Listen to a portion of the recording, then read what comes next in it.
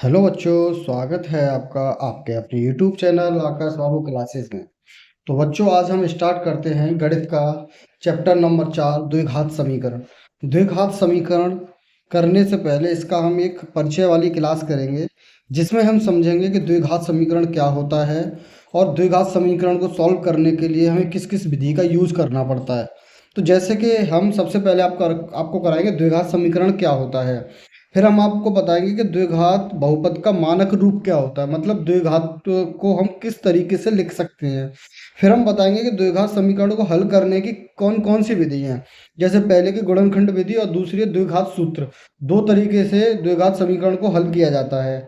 Next हम सब सीखेंगे कि द्विघात ये गुणनखंड विधि को कैसे सॉल्व करते हैं, द्विघात सूत्र से कैसे सॉल्व करते हैं। और एक स्टेप और आता है इसमें, ये स्टेप आता है बच्चों विविक्तकरण, डिस्क्रिमिनेंट, जिसे बोलते हैं D equal to B square minus 4ac। ये किस लिए होता है इसे हम देखते हैं। अगर डी ग्रेटर देन जीरो होता है तो दो भिन्न वास्तविक मूल होंगे। कैसे होंगे वास्तविक मूल, उसके दो मूल कैसे निकलेंगे ये मैं आपको बताऊंगा। डी बराबर अगर जीरो निकल आया तो मूल बराबर निकल के आएंगे। डी लेस देन जीरो आया तो उसके कोई भी मूल नहीं निकल के आएंगे। ये मैंने तीन उदाहरण लिए हैं, जिससे कि आपको मैं बताऊंगा कि डी ग्रेटर देन जीरो निकलेगा एक में बराबर जीरो निकलेगा, एक में लेस देन जीरो निकलेगा। इसका मतलब क्या है। तो हम स्टार्ट करते हैं बच्चों इसका परिचय वाली क्लास। परिचय वाली क्लास में हम सबसे पहले आपको कराते हैं द्विघात समीकरण। द्विघात समीकरण बच्चों होता क्या है। मैंने आपको जब चैप्टर नंबर 2 का परिचय वाली क्लास कराई थी तो उसमें मैंने आपको बताया था कि बहुपद क्या होता है। बहुपद एक ऐसा रेखीय समीकरण, एक ऐसा समीकरण है जिसमें बच्चों x मतलब चर और अचर दोनों पदों से मिलकर बनता है। जैसे कि मैंने कोई भी बहुपद को ले लिया, जैसे ले लिया 9x+4, ये भी एक बहुपद है, ठीक है। और ये कौन सा बहुपद है ये हम देखेंगे, अभी समझते हैं। हम आज द्विघात बहुपद समझने जा रहे हैं, द्विघात समीकरण। देखो, आप बहुपद कहो या समीकरण कहो एक ही बात है। जैसे मैं बोलूँ द्विघात समीकरण या द्विघात बहुपद, तो ये दोनों एक ही चीज है, ये अलग अलग नहीं है बच्चों। तो सबसे पहले हम समझ लेते हैं कि द्विघात समीकरण होता क्या है। देखो, द्विघात समीकरण उस समीकरण को कहते हैं जिसमें चर संख्या की घात कितनी होती है, दो होती है। जैसे कि एक उदाहरण ले लेते हैं। मैंने लिख दिया 9x² प्लस का 6x प्लस का 1 बराबर 0।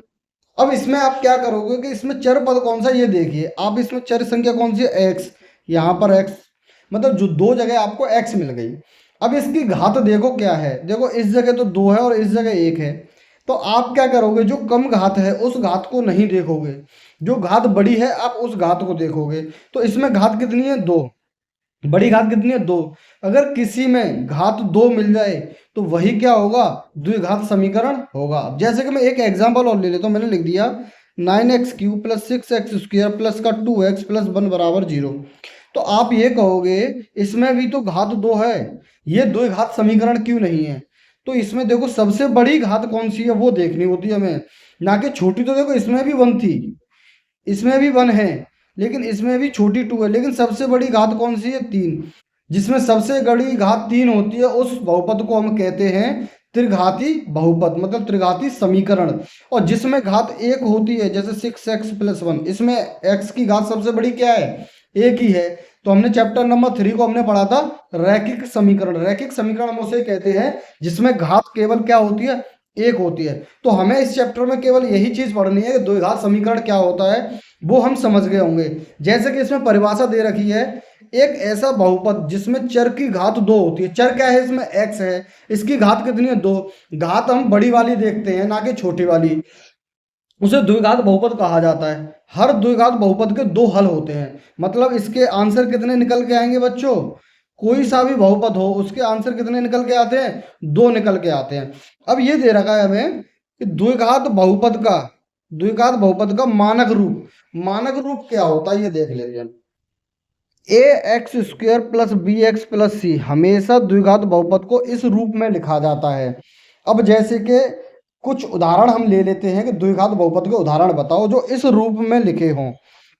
जैसे कि मैंने ले लिया बच्चों 2x² प्लस का 4x प्लस का 2 बराबर 0। अब मैंने क्या किया, देखो x² की जगह x² है, ए की जगह कितना है बच्चों, 2 है। तो ये पहला स्टेप फॉलो किया इसने। फिर +1 आया, ये प्लस आया। एक्स की जगह क्या है बच्चों, एक्स है। और बी की जगह क्या है बच्चों, 4 है। सी की जगह क्या है बच्चों, 2 है। तो यह एक द्विघात बहुपद हो गया। लेकिन कुछ कंडीशन ऐसी होती हैं जिसमें कि हम आप इस वाली फॉर्म में नहीं होगा वो, लेकिन फिर भी वो क्या होगा, वो फिर भी द्विघात बहुपद होगा। जैसे कि हम देख लेते हैं, हमने किया 2x² + 4x = 0, ये मैंने लिख दिया। तो इसमें क्या करोगे, ये वाला स्टेप दिया हुआ पूरा, ये वाला स्टेप भी दिया हुआ पूरा, लेकिन ये वाला स्टेप नहीं है। जब ये वाला स्टेप नहीं है तो इसकी वैल्यू क्या हो जाएगी बच्चों, 0। क्यों, जैसे कि हम इसको ऐसे लिख सकते हैं, 2x² + 4x + 0 = 0। अगर किसी भी संख्या में हम 0 ऐड कर देते हैं तो उसका मान वही रहता है, इसको ऐड करो या मत करो उससे कोई फर्क पड़ता नहीं है। तो हमने मान लिया कि इसको हमने ऐड नहीं किया, तो इसको हम हटा देते हैं, बराबर 0। तो यहां से हमारी एक चीज समझ में आई, अगर इस तरीके से हमें बहुपद दिया हो, अगर इस तरीके से हमें कोई बहुपद दिया हो तो हम क्या करेंगे, यहाँ पर c की वैल्यू नहीं है तो हम c की वैल्यू को मान लेंगे 0। तो अब एक और बहुपद ऐसा देख लेते हैं जिसमें bx ना दिया हो, तो कैसे करेंगे। जैसे कि उसने बोल दिया 4x² + 3 = 0। अब उसने ये बोल दिया कि यह द्विघात बहुपद है या नहीं, ये भी द्विघात बहुपद होगा। क्यों, क्योंकि इसमें घात कितनी है, 2 है।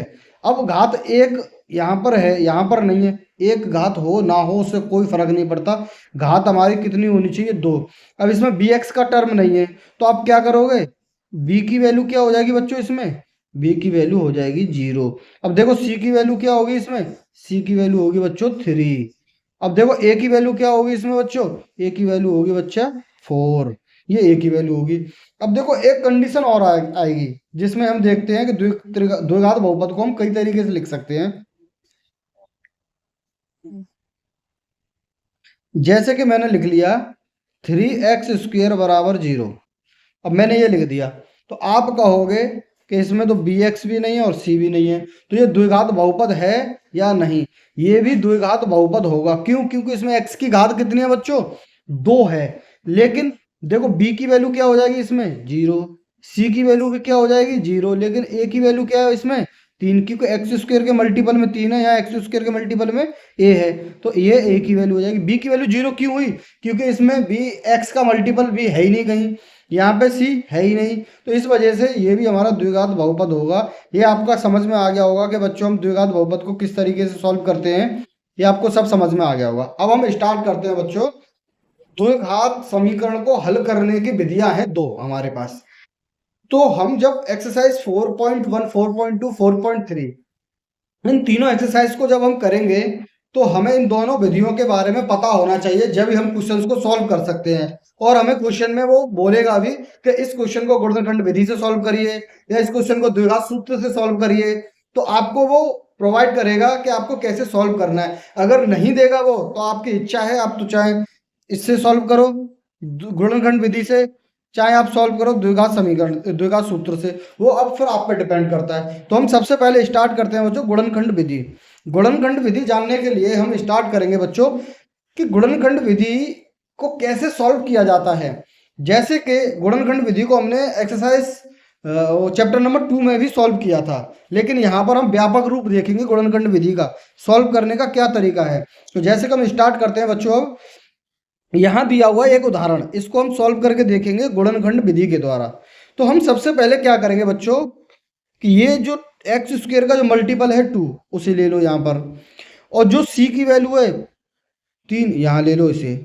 लेकिन आपको ये ध्यान जरूर रखना है, जो c की वैल्यू ये 3 है, इसका चिन्ह क्या है, ये प्लस का है तो हमने यहाँ प्लस का ले लिया।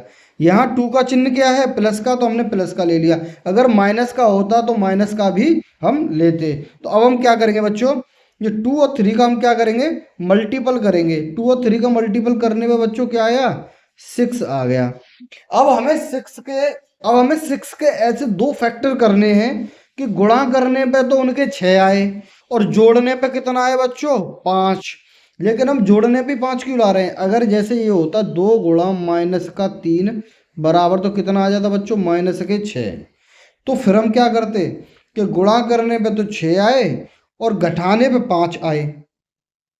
लेकिन इसमें हम क्या कह रहे हैं कि गुणा करने पे तो 6 आए लेकिन जोड़ने पे 5 आए। जब हमारा यहाँ साइन पॉजिटिव का आता है तो हम बीच वाली संख्या को जोड़ने पे लाते हैं, यहाँ साइन हमारा नेगेटिव आता है तो बीच वाली संख्या को हम घटा कर लाते हैं। एक ऐसा एग्जाम्पल अभी और ले लेंगे कि जिसमें हम देखेंगे कि बीच वाली संख्या को हमें जोड़ के, हम तो एक बार हम कर लेते हैं, फिर हम घटा के भी एक बार करेंगे कि कैसे करते हैं। जैसे कि इस क्वेश्चन को जब हम करेंगे तो हमारा 2 × 3 कितना आया बच्चों, 2 × 3 बराबर 6 आ गया। 6 के 2 फैक्टर हमने ऐसे किए कि गुणा करने पे तो 2 और 3 का गुणा किया तो कितना आया बच्चा 6, और 2 और 3 को ऐड कर दिया तो कितना आया बच्चा 5। तो ये हो गया हमारा द्विघात समीकरण के हमारे फैक्टर हो गए। अब इसको यहाँ पर हम रखेंगे, देखो 2x², 5 की जगह क्या रखेंगे 3 + 2। 5 को हम 3 और 2 लिख सकते हैं ना, लेकिन 3 और 2 ही क्यों लिखेंगे हम, 4 और 1 क्यों नहीं लिखेंगे। तो देखो यहाँ पर बच्चों अगर मैं 4 और 1 लिखता हूँ तो ये जुड़ के तो 5 हो रहे हैं, लेकिन 4 और 1 का गुणा करने पे 6 नहीं हो रहा है। हम क्या करेंगे यहाँ पर 5 की जगह पर 3 और 2 रख लिया हमने, 4 और 1 रख लिया, तो 2 ही फैक्टर तो हो रहे हैं बस इसके। लेकिन हमने 4 और 1 नहीं लिया, क्यों, क्योंकि जुड़ने पे तो 5 हो रहे हैं लेकिन गुणा होने पे भी 4 हो रहे हैं, लेकिन गुणा होने पे कितना होना आना चाहिए बच्चों 6। तो हमने 3 और 2, दो संख्याएं ऐसी ली कि गुणा करने पे तो 6 आ गया और जोड़ने पे 5 आ गया। तो यहाँ हमने लिख दिया +3 बराबर 0। ये आपको x भूल गए हम यहाँ लिखना,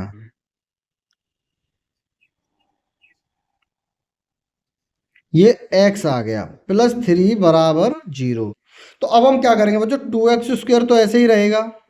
देखो x का मल्टीपल 3 में करेंगे तो क्या हो जाएगा -3x। अब x का मल्टीपल 2 में करेंगे तो ये हो जाएगा बच्चों 2x।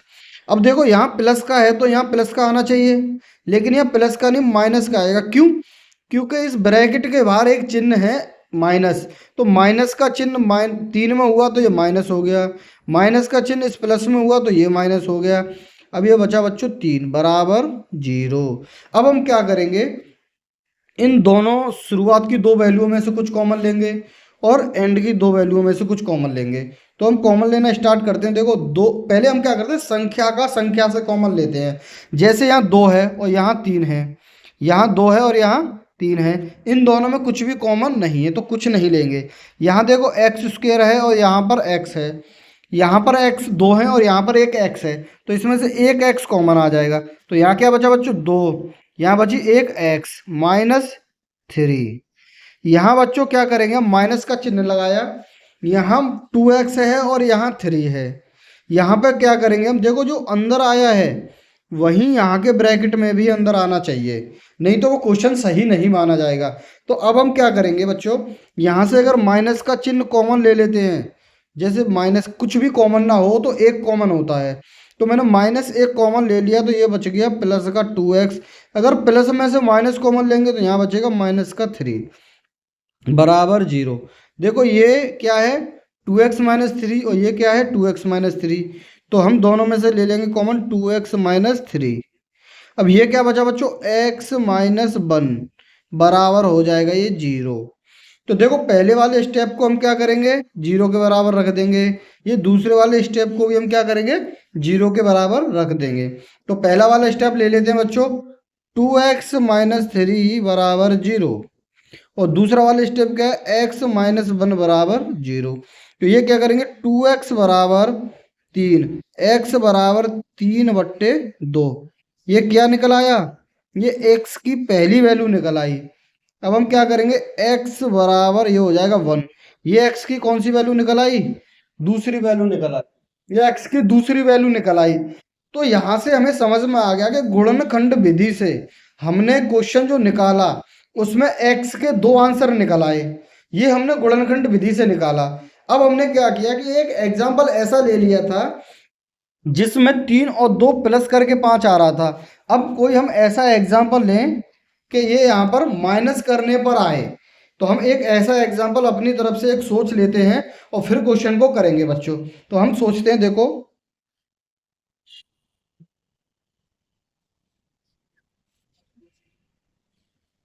हम लिखेंगे बच्चों 2x²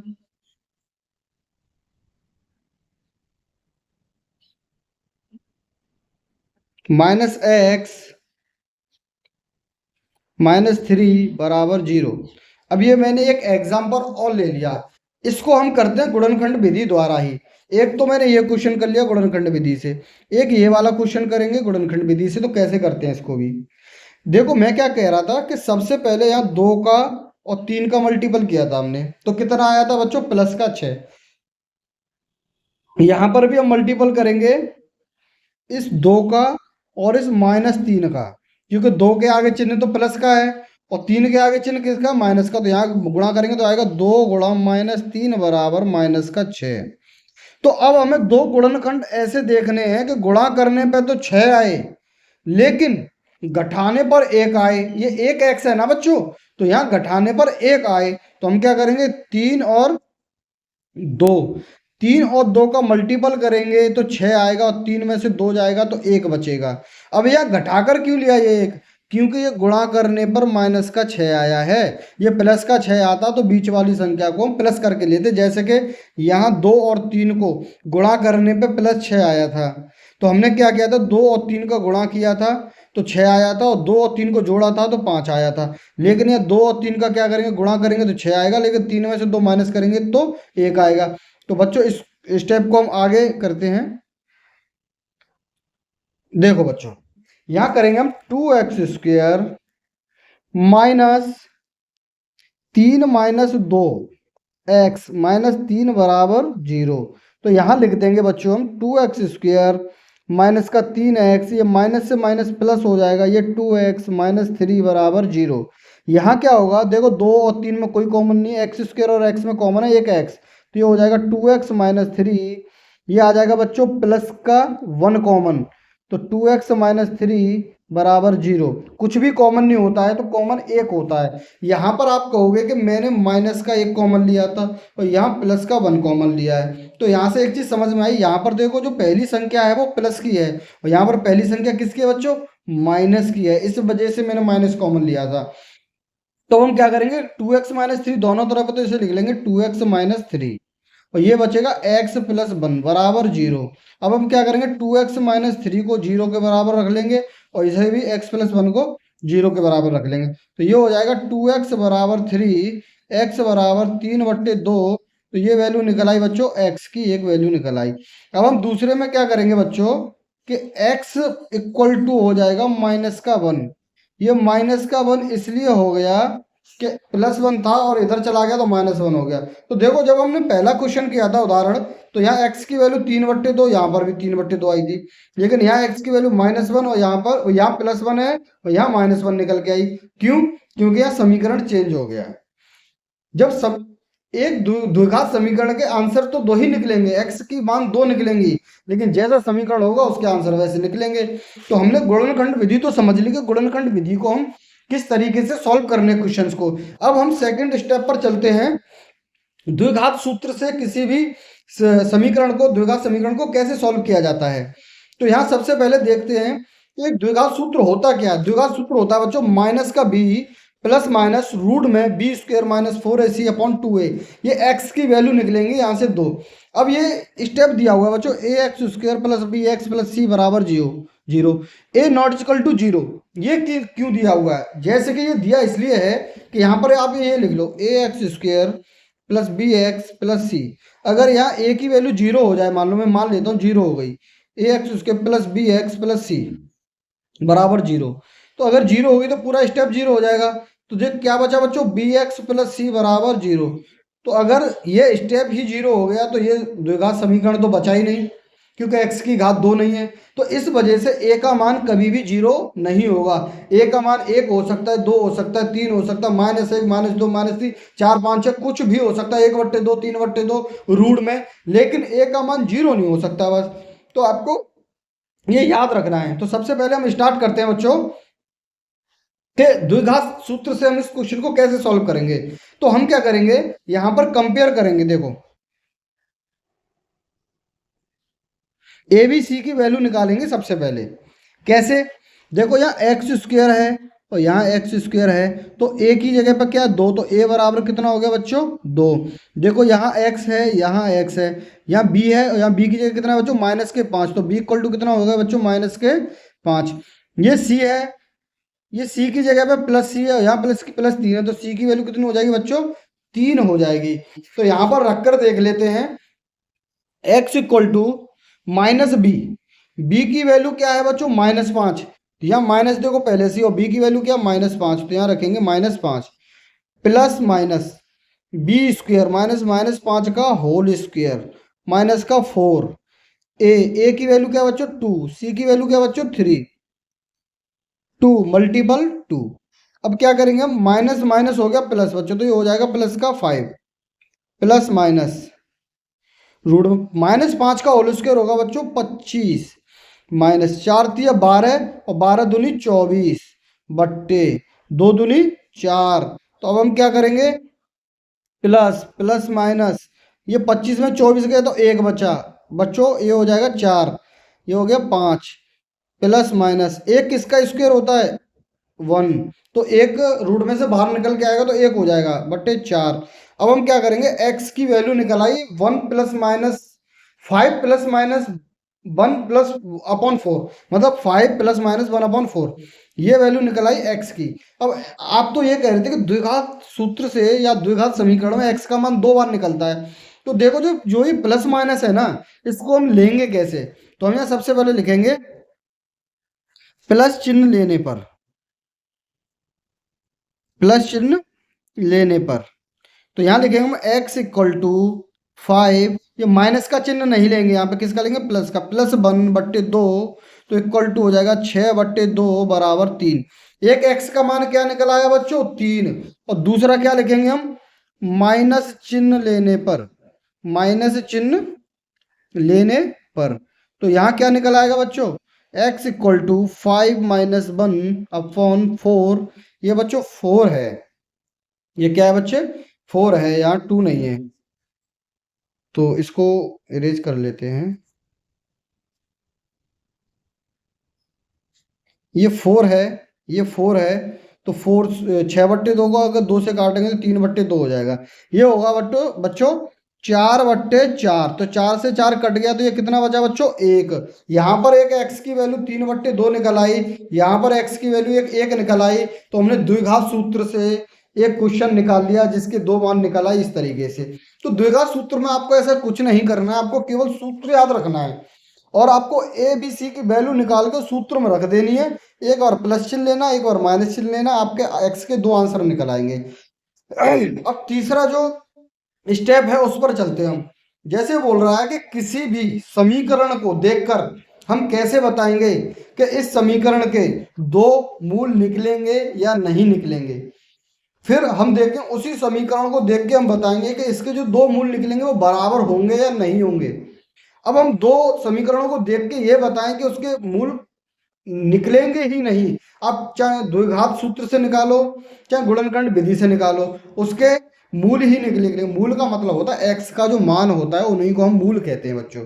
जो x की एक वैल्यू निकल के आई थी 3/2 और एक वैल्यू निकल आई 1, तो इस द्विघात बहुपद के 2 मूल निकल आए, एक तो 3/2 और एक 1।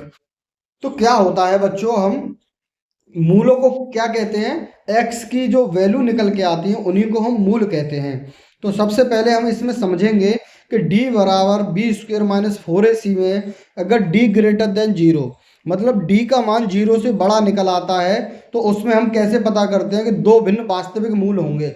हम मान लेते हैं कि जो मूल निकल के आएंगे वो वास्तविक निकल के आएंगे। जैसे कि हम यहाँ रखना चालू करते हैं, ए बी सी की वैल्यू निकालेंगे सबसे पहले यहाँ, तो a = 2, b = -5 और c = बच्चों 3। तो अब हम यहाँ क्या करेंगे, d = b² - 4ac, तो b की वैल्यू क्या है बच्चों -5 का होल स्क्वायर -4 × 1a, a की वैल्यू क्या है 2 और इसका वैल्यू 3, तो हम हो जाएगा 25 माइनस 4×2 = 8, 8×3 = 24 इक्वल टू 1। तो d की वैल्यू 1 निकल आई। अब ये d की वैल्यू जो 1 निकल आई है, तो d का मान 1 से 0 से बड़ा हुआ कि नहीं हुआ, तो हम लिख देंगे डी ग्रेटर देन जीरो। अगर डी ग्रेटर देन जीरो है तो यहाँ हम क्या करेंगे, दो भिन्न वास्तविक मूल होंगे। मतलब इस समीकरण का क्या होगा, दो जो मूल निकल के आएंगे वो वास्तविक होंगे। तो ये क्वेश्चन में जब हम आपको कराएंगे तो आपको समझ में आएगा कि उसके मूल वास्तविक कैसे होंगे, वास्तविक कैसे नहीं होंगे। केवल आपको यहाँ यही समझना है कि डी ग्रेटर देन जीरो कैसे हुआ। अब यहाँ दूसरा जो सेकंड क्वेश्चन है वो है x square minus 4x plus 4 बराबर जीरो। अब इसको हम क्या करेंगे बच्चों, ए की वैल्यू हो जाएगी 1, क्योंकि एक्स स्क्वायर के मल्टीपल में कुछ नहीं है तो 1 होता है। बी की वैल्यू हो जाएगी बच्चों -4 और सी की वैल्यू हो जाएगी बच्चों 4। अब हम क्या करेंगे, डी बराबर बी स्क्वायर माइनस 4 का होल स्क्वायर माइनस के 4, ए की वैल्यू 1, सी की वैल्यू 4। तो यहाँ हो जाएगा -4 का होल स्क्वायर बट्टे 16 और ये सी की जगह 4, 4 चक 16 और 16 से 16 कैंसिल हो गया। तो डी बराबर बच्चों क्या आ गया, जीरो। अगर डी की वैल्यू जीरो के बराबर आ जाए तो दो मूल बराबर होंगे। मतलब जो एक्स के जो आंसर निकल के आएंगे ना, दोनों वो बराबर निकल के आएंगे। अगर एक्स का मान 2 निकल के आ रहा है पहली एक्स का, तो दूसरी एक्स का भी मान 2 ही निकल के आएगा। अगर पहली का 3/2 आ रहा है तो दूसरी का भी 3/2 ही आएगा। अगर पहले का 4 आ रहा है तो दूसरे का भी 4 आएगा। मतलब जो मूल है बराबर निकल के आएंगे। अब हम थर्ड कंडीशन पे आ जाते हैं कि डी लेस देन जीरो क्या होता है। जैसे कि इसमें ए की वैल्यू निकाल लेते हैं 2, बी की वैल्यू -4 और सी की वैल्यू बच्चों 3। तो रखेंगे D equal to B square minus 4 का होल स्क्वायर माइनस के 4ac। तो यहाँ पर होगा ये बच्चों 16 और ये 4 दूनी 12, 12 दूनी 24, ये हो जाएगा माइनस के 24। तो ये बचेगा बच्चों -8। तो मतलब जो डी की वैल्यू है -8 निकल आई। तो बच्चों ये ध्यान रखना, जब कोई वैल्यू माइनस की होती है तो वो जीरो से छोटी होती है। तो यहाँ रखना डी लेस देन जीरो, मतलब डी की वैल्यू जो है वो जीरो से छोटी है। अगर डी की वैल्यू जीरो से छोटी है तो उस समीकरण का कोई भी मूल नहीं निकलेगा। उस समीकरण का बच्चों कोई भी मूल नहीं निकलेगा। तो आज हमने चैप्टर नंबर 4 की जो परिचय वाली क्लास थी वो कंप्लीट करी। अब हम नेक्स्ट क्लास में आपको एक्सरसाइज 4.1 कराएंगे।